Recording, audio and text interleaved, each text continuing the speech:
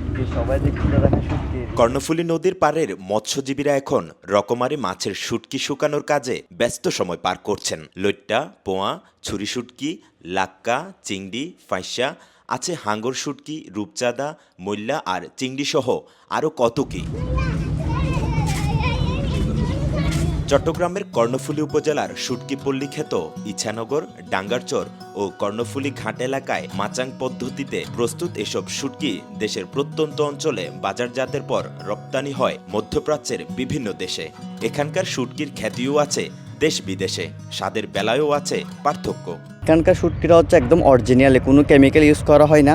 এই শুটকিগুলো চট্টগ্রাম বিভিন্ন দেশেও আপনার রপ্তানি করা হয়, যেটা আমাদের জন্য অর্থনৈতিকভাবে অনেক ভূমিকা পালন করে। মৈল্লা শুটকি, ফাইসা, তারপর আপনার লইট্টা, কাতা মাছ, বিভিন্ন আইটেমের মাছ আমরা এখানে শুকাই। আমাদের 10 মাস এখানে ব্যবসা হয়। ব্যবসার মধ্যে আমরা গুড়ি, শুটকি, লইট্টা, ছুরি, ফুই আর কি। কর্ণফুলী নদের দক্ষিণ তীরের শুটকি পল্লীগুলোতে শুটকি প্রস্তুতের কাজে নিয়োজিত আছেন শত শত নারী পুরুষ। সাগর থেকে তীরে আসা ট্রলার থেকে তারা মাছ সংগ্রহ করে তা কেটে কুটে পরিষ্কারের পর মাচাঙে শুকাতে দেন। এরপর 15 থেকে 20 দিনের মধ্যে সামুদ্রিক এসব মাছ পরিণত হয় স্বাদের শুটকিতে। আমাদের মাছগুলা মনে করেন নদী থেকে আসার পরে আমরা এখানে শুকানো দিই। শুকানো দেওয়ার পরে মনে করেন আপনার বড় ছুটি মাছ যেগুলো আছে এগুলো শুকাতে আপনার মনে করেন 7 দিন 8 দিন লাগে। গ্রেড করে আমরা ছোট বড় মাঝারি সাইজ এগুলো একটা আমরা নির্ধারিত একটা গ্রেড করে আমরা এগুলো বাজারের পাঠানোর প্রসেসিংটা আমরা করি। এদিকে বর্তমান মাছের বাজার চড়া থাকায় শুটকির জন্য পর্যাপ্ত মাছ মিলছে না। আবার এবছর জেলেদের জালে মাছও ধরা পড়ছে কম। উৎপাদনকারীরা বলছেন এবছর আগের তুলনায় শুটকির উৎপাদন কম হবে। ব্যবসা বাণিজ্য তেমন ভালো নয়, এবছরের অবস্থা সব দিকে খারাপ। কাঁচাগুলো কিনতে লাগতেছে আপনার 350 টাকা করে।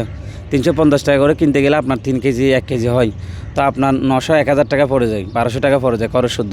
এখন বিক্রি করতে গেলে 800 টাকা 700 টাকা এরকম বিক্রি করতে হয়। আগের চেয়ে এখন বর্তমানে একটু বাজার কম।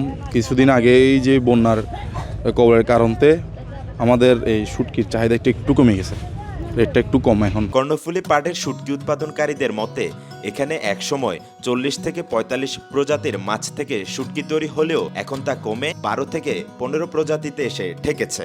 এমন দিন গিয়ে তো ডেলিও 10 টন মাছ হই, এই দিনই এখন নাই। তার এখন সাং বাড়ি গিয়ে আগে বা সাং কম আসিল আর মাছ বেশি পাইতাম, এখন সাং কম মাছ যাই বাঘ হইসার গই।